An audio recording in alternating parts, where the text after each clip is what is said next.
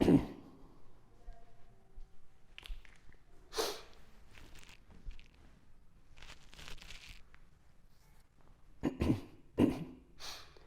ચાલો મિત્રો, હવે આપણે સૌથી છેલ્લે આ ઉત્સેચકોના બંધારણ સાથે સંકળાયેલ એક અગત્યની ચર્ચા કરી લઈએ. આમ તો તમે બધા જાણો છો કે ઉત્સેચકો એ પ્રોટીનના બનેલા છે, પોલીપેપ્ટાઇડ શૃંખલાનો ભાગ છે, કાં તો એની અંદર એક અથવા તો વધારે પોલીપેપ્ટાઇડ શૃંખલા આવેલી હોય છે. પણ કેટલાક ઉત્સેચક એવા છે કે જેમાં પ્રોટીનના ભાગ સિવાય બીજો બિન પ્રોટીન ભાગ પણ આવેલો છે. ઉત્સેચકોમાં રહેલ આ જે બિન પ્રોટીનમય ભાગ છે એને સહકારકો કહેવાય અથવા તો કોફેક્ટર્સ કહેવાય છે. અને આ જ ઉત્સેચકમાં રહેલ પ્રોટીનમય ભાગને આપણે એપો એન્ઝાઇમ કહીશું. એટલે કેટલાક ઉત્સેચકો પ્રોટીન અને બિન પ્રોટીન બંનેના બનેલા છે. બીજા શબ્દોમાં કહીએ તો કેટલાક ઉત્સેચકો એપો એન્ઝાઇમ પ્લસ સહકારકો એટલે કોફેક્ટરના બનેલા છે.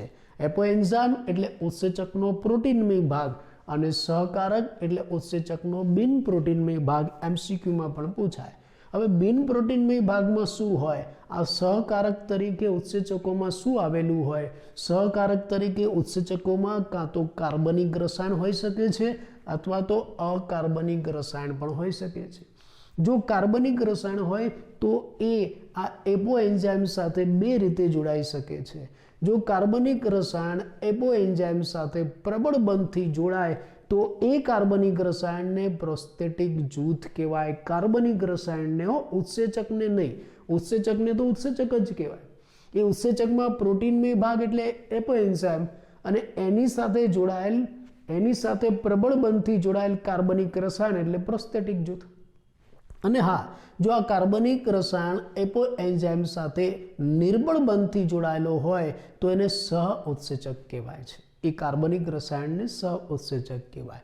નિર્બળ બંધથી જોડાયેલ એટલે આમાં કાર્બનિક રસાયણ છે ને ઉત્સેચક સાથે કાયમી જોડાયેલો નથી રહેતો, પણ જ્યારે ઉત્સેચક ઉત્પ્રેરણની પ્રક્રિયા કરે ને એટલા પૂરતું ક્ષણિક જ એની સાથે જોડાય છે, એને સહ ઉત્સેચક કહેવાય. ચાલો આપણે પ્રોસ્થેટિક જૂથ ધરાવતા ઉત્સેચકના ઉદાહરણ આપીએ.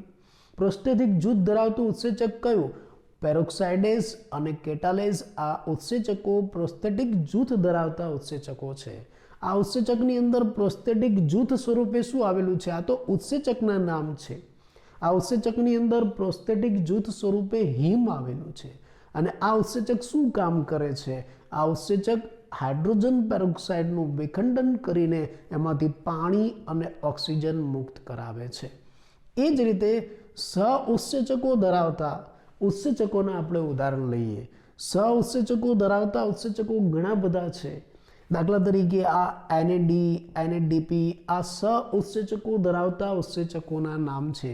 બીજી એક બાબત, મોટે ભાગે ઉત્સેચકોની અંદર સહ ઉત્સેચક તરીકે વિટામિન્સ વધારે જોવા મળે છે. ઉત્સેચકોમાં સહ ઉત્સેચક તરીકે મોટે ભાગે વિટામિન્સ વધારે જોવા મળે છે. દાખલા તરીકે આ NAD અને NADP જે ઉત્સેચકો છે એમાં સહ ઉત્સેચક તરીકે નિયસિન નામનું વિટામિન્સ આવેલું છે. નિયસિન વિટામિન એટલે વિટામિન B3 કોમ્પ્લેક્સ.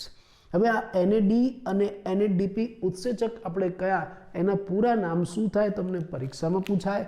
NAD એટલે નિકોટિનેમાઇન એડિનાઇન ડાયન્યુક્લિયોટાઇડ.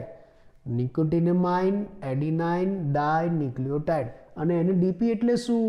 નિકોટિનેમાઇન એડિનાઇન ડાયન્યુક્લિયોટાઇડ ફોસ્ફેટ. પાછળ ફોસ્ફેટ લગાવી દેવાનું.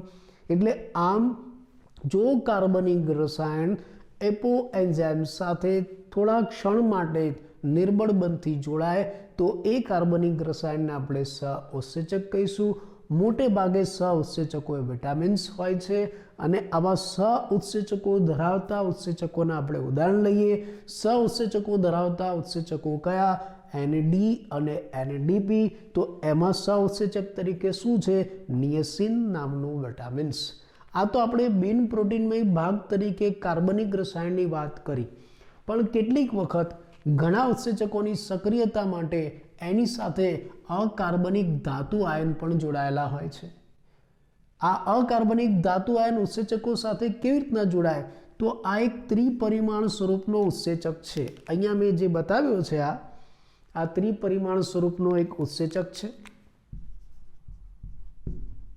આ એનું સક્રિય સ્થાન છે. હવે ધાતુ આયન કેવી રીતના જોડાય?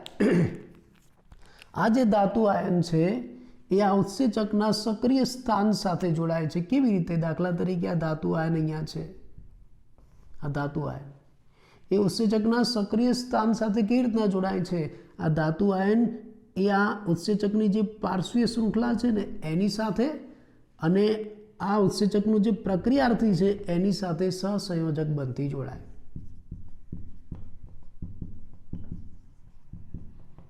સહસંયોજક બન, બરાબર. એટલે ઘણી વખત ઉત્સેચકોને સક્રિય કરવા માટે એની સાથે અકાર્બનિક ધાતુ આયન પણ જોડાય છે. આ ધાતુ આયન વાસ્તવમાં સક્રિય સ્થાન ઉપર જ રહેલો છે, પણ એ સક્રિય સ્થાન ઉપર કેવી રીતના ગોઠવાય છે?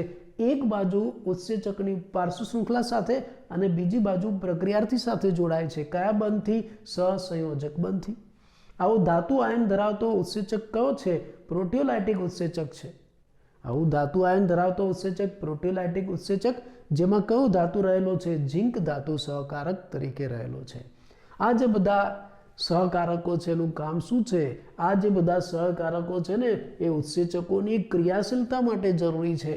જો ઉત્સેચકોમાંથી તમે આવા સહકારકોને દૂર કરી દો ને તો ઉત્સેચકોની જે ઉત્પ્રેરણની પ્રક્રિયા છે એ ઉત્પ્રેરણની પ્રક્રિયા બંધ થઈ જાય, એની ક્રિયાશીલતા બંધ થઈ જાય.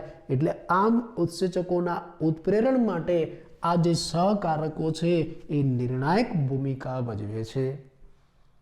ફરી એકવાર આનું રિવિઝન કરી લઈએ અને એની સાથે આપણું આ ચેપ્ટર આજે પૂરું થઈ જશે.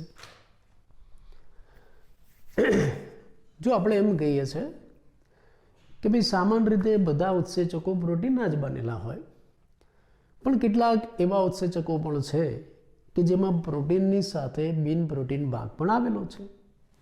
એમાં જે પ્રોટીન ભાગ છે ને એપોએન્ઝાઇમ કહેવાય, અને એની સાથે જોડાયેલો જે બિન પ્રોટીનમય ભાગ છે ને સહકારક કોફેક્ટર કહેવાય છે. આ બિન પ્રોટીનમય ભાગ સ્વરૂપે કાં તો કાર્બનિક અથવા તો અકાર્બનિક રસાયણ હોઈ શકે છે. અને જો કાર્બનિક રસાયણ હશે ને તો આ એપોએન્ઝાઇમ સાથે બે રીતે જોડાય. કેટલાક કાર્બનિક રસાયણ એપોએન્ઝાઇમ સાથે એકદમ પ્રબળ ચુસ્ત બંધથી જોડાય છે, અને આવા જે કાર્બનિક રસાયણ જે એપોએન્ઝાઇમ સાથે પ્રબળ બંધથી જોડાય છે અને પ્રોસ્થેટિક જૂથ કહેવાય, ટૂંકા પ્રશ્નમાં પણ પૂછાય. અને જે કાર્બનિક રસાયણ એપોએન્ઝાઇમ સાથે નિર્બળ બંધથી થોડા સમય માટે જ જોડાઈને સહઉત્સેચકો કહેવાય. પ્રોસ્થેટિક જૂથ ધરાવતા ઉત્સેચકોના ઉદાહરણની આપણે વાત કરીએ. પેરોક્સાઇડેઝ અને કેટાલેઝ આ બંને પ્રોસ્થેટિક જૂથ ધરાવતા ઉત્સેચકો છે. એમાં કયું પ્રોસ્થેટિક જૂથ છે? હિમ નામનો પ્રોસ્થેટિક જૂથ છે. અને આ ઉત્સેચકો શું કરે છે? આ ઉત્સેચકો હાઇડ્રોજન પેરોક્સાઇડમાંથી વિખંડન કરીને ઓક્સિજન અને પાણી છૂટા કરે છે. હવે આપણે સહઉત્સેચક ધરાવતા ઉત્સેચકનું ઉદાહરણ લઈએ કે ભાઈ ઘણી વખત એપોએન્ઝાઇમ સાથે કાર્બનિક રસાયણ ક્ષણિક થોડા સમય માટે જ જોડાય છે, તો એને સહઉત્સેચક કહીશું. આવા સહઉત્સેચક ધરાવતા ઉત્સેચકો ઘણા બધા છે, અને મોટે ભાગે ઉત્સેચકોમાં સહઉત્સેચક તરીકે મોટે ભાગે વિટામિન્સ રહેલા હોય છે. દાખલા તરીકે NAD અને NADP છે એ આવા સહઉત્સેચક ધરાવતા ઉત્સેચકો છે. એની અંદર નિયસિન નામનું વિટામિન્સ રહેલું છે. નિયસિન એટલે વિટામિન B3 કોમ્પ્લેક્સ. આ NAD અને NADPના આખા નામ તમને આવડવા જોઈએ.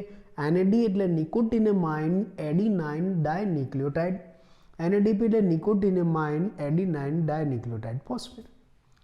આ તો આપણે બિન પ્રોટીન ભાગ તરીકે સહકારકોની વાત કરી, પણ કેટલાક ઉત્સેચક એવા છે કે જેમાં બિન પ્રોટીન ભાગ તરીકે અકાર્બનિક દ્રવ્યો પણ રહેલા છે. આવા કાર્બનિક દ્રવ્ય નથી, અકાર્બનિક ધાતુ આયન રહેલા છે. એની સક્રિયતા માટે આવા ધાતુ આયન જરૂરી છે. આ ધાતુ આયન ક્યાં હોય? આ ધાતુ આયન આ જે ત્રિપરિમાણ સ્વરૂપનું ઉત્સેચક છે ને એના સક્રિય સ્થાને રહેલા છે. અને ધાતુ આયન કેવી રીતના જોડાયેલા છે?